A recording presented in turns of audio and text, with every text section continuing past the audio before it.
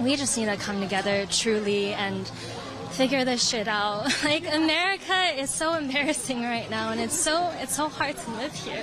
What you are seeing now is an oligarchy with enormous economic power and enormous political power in both political parties. Democrats are allergic to grassroots organic energy. He's resonating with people, and he doesn't represent the status quo for the DNC, so they're threatened by him. We have to beat Andrew Cuomo one more time. This is a man who does not understand that no means no. You want to see what real independent journalism funded by the people for the people looks like? You ever heard a story like this in America? You're looking at it.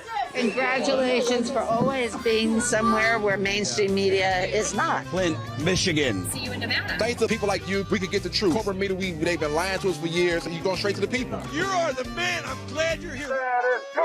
For as low as 16 cents a day, you'll keep us on the ground, covering the important stories the corporate media covers up. Everyday New Yorkers did not care very much for a New York State Assembly race. That if we just had a watch party for a Bernie debate, we could finally get them. We could just get them if we said it was about Bernie. And I share this because I know that for so many here, it is a similar story.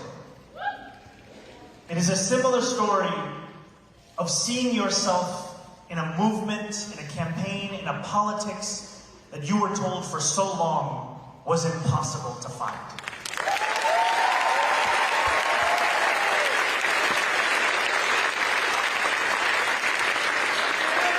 Now we know, but I'm here with another Democratic socialist.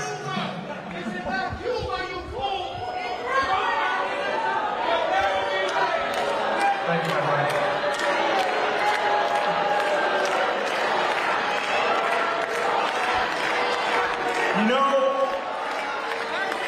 You know that something has changed when it's not enough to call us Democratic socialists anymore. Because he knows what we know, which is that the fight for each and every person to live a dignified life never will we have a very popular across in New York. I really support these people and Zohran and Bernie and what they're doing and the groundswell of support that they're cultivating, and their moral compasses are really riveting to me, and I'm really excited for what this means because we're up against a lot. This campaign is not ugly 30-second TV ads. It is a grassroots movement, which you have been part of. I don't know, Zohran, if it's a world record or not, but having 50,000 volunteers in a mayor's election, pretty good to me. Really energizing. It was just great to see Bernie, who kind of started this wave of electoral, like, progressive change, and Zohran, who's carrying it on, like, 10 years later. Because when Donald Trump ushered through his so-called big, beautiful bill, he did so ushering through the greatest wealth transfer in American politics. His legislation will throw millions of New Yorkers off of their health care. For a man who campaigned on cheaper grocery prices, it will cut SNAP benefits for the hungriest among us. And all of this to give more money to those who already have more than they know what to do. That is the fight that we are seeing taking place here. Watching the rampant Islamophobia he's incurring, the rampant racism he's incurring, it is nauseating. And it probably doesn't come as a surprise to people of color, but as a white man, I cannot believe what I'm seeing. And it's horrendous. And he's so brave. And yeah, I also think the Democrats are allergic to grassroots organic energy. He's resonating with people, and he doesn't represent the status quo for the DNC, so they're threatened by him because they cannot embrace a naturally occurring charismatic candidate, because if he's not a pawn in their game. That if a candidate starting at 2% in the polls gets 50,000 volunteers, creates enormous excitement, gets young people involved in the political process, gets non-traditional voters to vote. Democratic leaders will be jumping up and down. This is our time.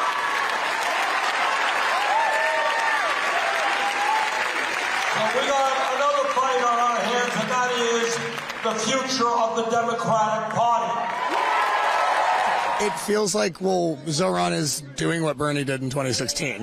And it's like, will he get railroaded by the powers that be? They're like, you know, they said, Pete Buttigieg, like, sit down. You're going to be taken care of. But like right now, you know, it's Biden's turn.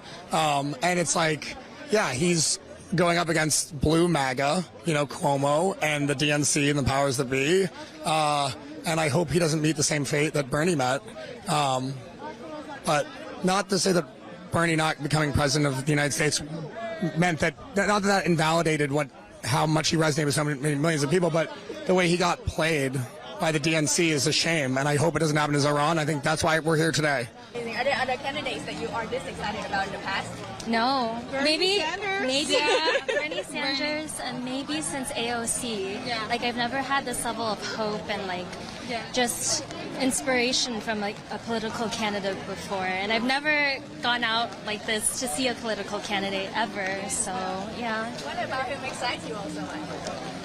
He seems to be able to like summon so much optimism in a time where it's really hard to be optimistic. Yeah, he wants to do his job. Yeah. That's the best part. I feel like we run into a lot of egos in politics and very much like selfish reasons, like to either not go to jail or to just like be known. But I think Mamdani really cares about people. He cares about doing a good job, and he cares about like just improving everybody, no matter, you know, what they believe, even if they support him or not. So I think that's amazing to like see. Today you have more concentration of ownership in America in every major sector: financial services, transportation, agriculture, media. You got a handful of giant corporations that determine what is produced, how it's produced, how workers are treated, and what you pay for those products. But it's not just income and wealth inequality. It is not just a small number of people controlling our economy. I would love to see like better public transportation. Free buses is great. I think fast free buses is great. And I think, I mean, just like these infrastructure issues in the city can affect people's quality of life so much. So being able to get around easily, relying less on cars, just having a safer, better subway system. And the mayor's agenda is one that can influence what is considered important, a necessity, urgent, or what can simply be pushed along to another year.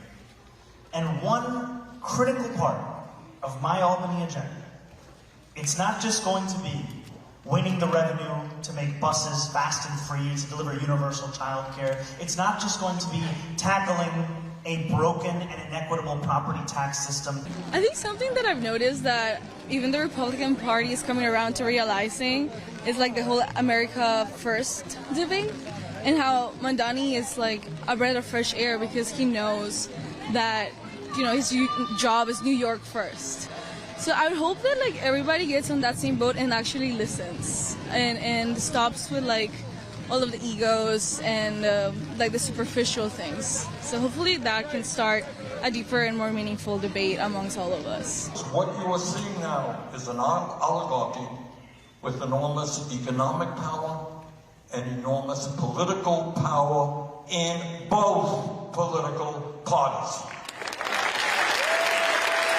Yeah, there are so many personalities, so many egos that are getting in the way, and I feel like deep down people all essentially want the same thing, just different ways to go about it. So we just need to come together truly and figure this shit out. Like, America is so embarrassing right now, and it's so hard to live here, you know?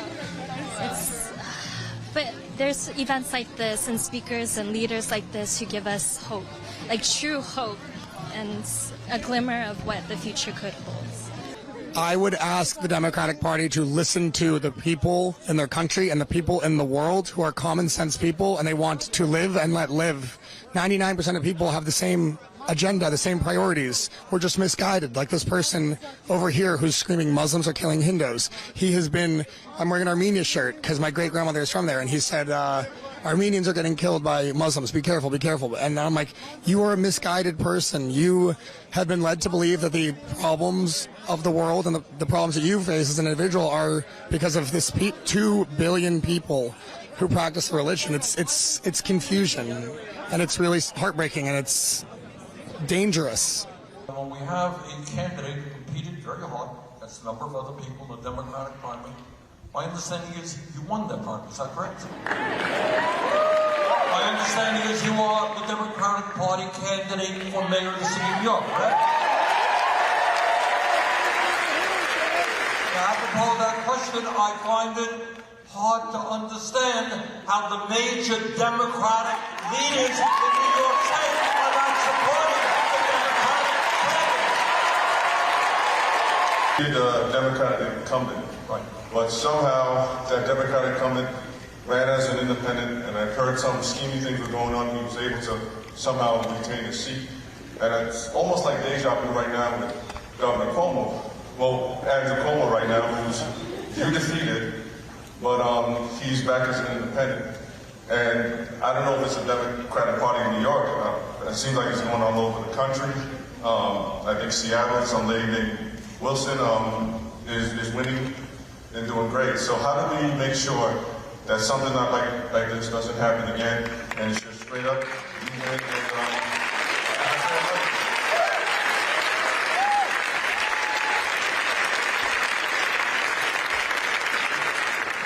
We have to beat Andrew Cuomo one more time. We do. This is a man who does not understand that no means no. This is a man who lost by 13 points to a campaign, our campaign, that got the most votes in New York City primary history. And still thinks that this is his race to win. But I appreciate the question also because it's a reminder to us that this job is not done.